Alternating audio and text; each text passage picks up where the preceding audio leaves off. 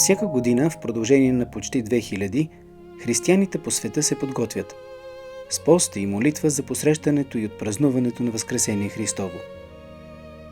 И всяка година един възглас отеква в света и преобръща представата ни за живота и смъртта. Христос възкръсна!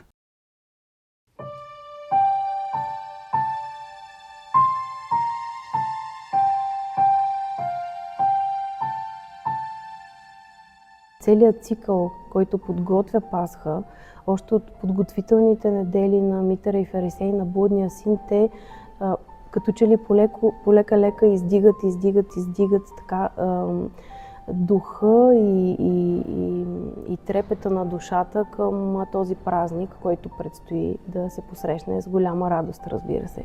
Бог успява да ни събере въпреки слабостите ни и този призив е толкова силен, че дори и уния, които иначе през годината не желаят и отблъскват мисълта за Бога, не са способни да отблъснат този призив и тая покана и се отзовават на камбанения звън в съботната нощ.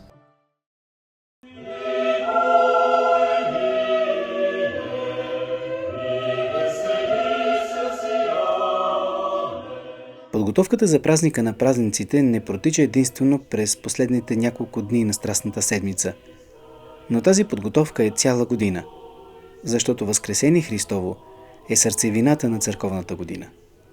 Мария Русева вече 25 години дирижира църковни хорове и състави, а от 2024 година е и диригент на смесения хор при старинния храм Света София в столицата. За мен Възкресението не започва с първото Христос възкресе. Аз много често казвам на хористите си, че когато започна да се пее тропар Възкресение Твое Христе, спасе ангели, поют на небесех, аз не мога да стоя равнодушна. Обикновено се просълзявам в този момент и съм ги предупредила за това не случайно. Винаги ги тренираме това, те да могат да изпеят песнопението и без да ги ръководя, и без да им дам тон, защото за мен това е много съкровен момент и той предшества и като че ли предвкусва вече човек пасхалното Евангелие, което ще прозвучи след малко. А и преди това, когато се изгасят светлините в храма, когато се запее "Придите, приемите свет", което обикновено запява и целият народ, който е в храма, се е събрал, след като го чуе един-два пъти, успява да се включи и да пее. Това е много съществен момент за мен, в който наистина просто светлината тържествува над мрака. Доста репетиции са необходими, разбира се, за да може да се овладее този репертуар, защото той се пее само в този момент от годината и изисква много бързи рефлексии по време на богослужението. За самите свещеници, дори понякога факта, че това богослужение се явява веднъж годишно, не винаги може да се разчита на предварителната договорка кога, какво точно ще се подаде, какво точно ще се изпее и се изисква един рефлекс много специфичен от страна на диригента и на певците, за да реагират на всичко това, което се случва на момента на живо. В крайна сметка това е основна специфика не само в пасхалното богослужение, но и като цяло на един църковен хор, че през цялото време всичко е на живо.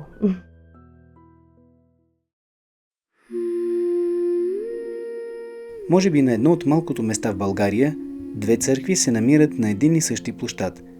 И когато българският патриарх възвестява Христовото възкресение, на площада пред Патриаршеската катедрала до църквата Света София също тече празнично богослужение. Това обаче не е пречка, но точно обратното – повод за среща и по-голяма радост. Ние еженеделно имаме този диалог всъщност с Патриаршеската катедрала. Обикновено, когато започва литургията при нас, започват камбаниите на Свети Александър Невски да бият. И за мен лично това създава винаги една празничност, макар и понякога да ни затруднява като чуваемост със свещениците, но Знаете ли, аз много харесвам това и това не ми се случва за пръв път тук. И в предишни храмове, в които съм ръководила певческите състави, винаги е имало някакъв храм наблизо и много често дори на Опело Христово или в моментите, в които църквата се обикаля, е имало такова застъпване, буквално на двете енории, на двата духовни екипа, които ръководят паството и съответно и на певците.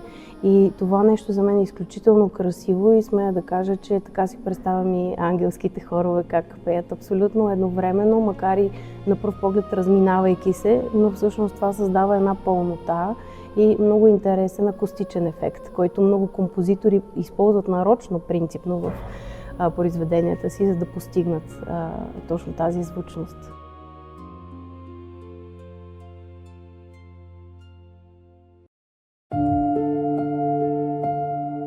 Подготовката за празника обаче е с още по-голяма тежест за духовниците, които трябва да възвестят радостната вест. Отец Кръстин Апостолов служи вече няколко години в храма Свети Димитър в Панчарево, само на няколко километра от столицата. Първите минути след полунощ на Възкресение за него носят изненада. Защото, естествено, ние сме натоварени с много формалности, пожарогасителите, мястото за хората, откъде ще преминат, които често като че самите ние сме оплашени да не ни открадне радостта от празника. Дългите служби, страхта е понякога да не ти приуше заради поста и всичките тия изтощителни до някъде празни тревоги всъщност биват победени от тая радост. И винаги сме изненадани, поне аз лично, винаги съм изненадан накрая към 6 часа, когато успявам да стигна до леглото в ранното неделно утро, от тая тиха радост, която измества всички притеснения и именно ни показва, да, ти можеш да преминеш не защото си се постарал, а защото аз ти подарих. Тоест, тая радост е винаги въпреки провала ми в подготовката да посрещна този празник и да подготвя храма и пространството около него за хората, които идват. Подготвям се да посрещна поредната изненада, как Бог въпреки моята слабост и въпреки моите грехове отново ще ни посети и ще посети сърцата на всеки, който се доближава до този храм.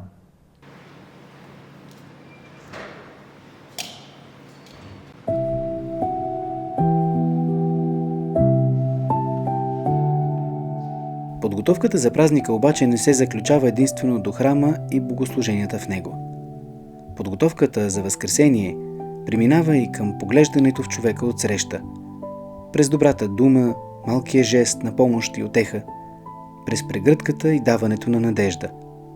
Надежда, че никой не е сам и никой не бива да бъде сам. Всички, и първи, и последни, и богати, и бедни, трудолюбиви и лениви, трябва да влязат в радостта на своя Господ. Това е най-прекрасното нещо, че във времето на тотална изолация, в която живеем, храма е единственото пространство физическо, в което не ти се иска членска карта, нито се очаква от теб конкретно действие. Единственото условие е да не рушиш и да не нарушаваш мира, който се надяваме, че е постигнат в храма и се поддържа от ония, които го опазват. Единственото условие е да не рушиш. Тоест, ако духа вятър и вали дъжд, единствената сграда, ако си далеч от къщи, в която можеш да намериш подслон, е храма. И това физическо измерение е, разбира се, външния израз и на онова, че това е твоя дом, затова имаш право да влезеш в него. Дали като кажеш се грешник или неосъзнат. Ние никога не сме сами. Първо, винаги имаме Бога до себе си и второ, винаги имаме църквата, в която никога не сме сами. Всяка една църква, в която има една хубава, добре развита енория, предлага на който и да е самотен човек споделеност, разбиране, помощ, дори чисто практически план. Разбира се, има хора, които са трудно подвижни, които нямат възможността да дойдат в храма на този ден, но пък винаги Българската национална телевизия се грижи за това, както и православните канали, да има достъп до това богослужение. Бог става човек, възстановявайки, той прави тая стъпка към нас, той ни подава ръка, от нас иска само да вземаме тая ръка. Така че за всички самотни бих казал, влезте в дома на вашия баща, защото това е единственото място, което освен този вътрешен мир, който няма как да не усетим, освен ако няма някой, който да го реши в момента, ние ще усетим и по време на Светата литургия и надяваме се на общуването на литургията след литургията в живите енори, също място, което бихме били приети, без да се задава въпроси кой си ти и защо си, защото всички до последния сме деца на Бога. И затова и неформално се наричаме братя и сестри. Не само Възкресението, като цяло църковния живот и принадлежността към църквата ни учи от една страна, разбира се, и на нравственост, на някакъв морал, който е заложен в 10 Божии заповеди, но това не е просто някакъв правилник. Това е начин на живот и когато човек го е избрал, той непрекъснато се бори и борейки се, може би основната цел е да не допуска именно едни такива изключително опасни за цялото човечество явления да се случват. Било то от негова страна в микромащаб, било то и разбира се като някакво по-масово явление. Аз изключително много се вълнувам, когато пеем тропара Христос Воскресе, особено, което е нещо странно за мен, но особено в руския му обиходен вариант. Той звучи толкова празнично, толкова общо, толкова хармонично и много призивно. Това е, което харесва много в него. Каквито и трудности да си имал, каквито и мисли да сте занимавали, всичко в тия дни изчезва. И това е наистина, когато човек преживее съзнателно близо 40 Великдена, може вече да направи някаква ретроспекция назад и да разбере какво ги свързва. И това е точно отсъствието на тревога. Отсъствието на тревога и победата на този мир и твърдата и непосрамваща надежда, която именно чрез упорството, постоянството в тая надежда по време на преодоляването на тия тревожни състояния е доказателство за това, че смъртта е победена. И в този последен ден на очакване да чуем отново възгласа, който чуха и жените отишли рано при гроба Христов, и светите апостоли и всички християни от първи век насам, императори, пълководци, философи, учители, гранчари, майки и бащи, ловци и рибари, знатни и роби. Христос възкръсна.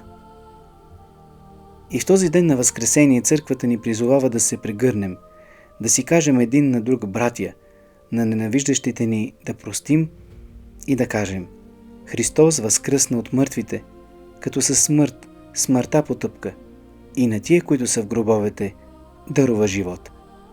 Само така ще бъдем и ние, свидетели на Възкресението.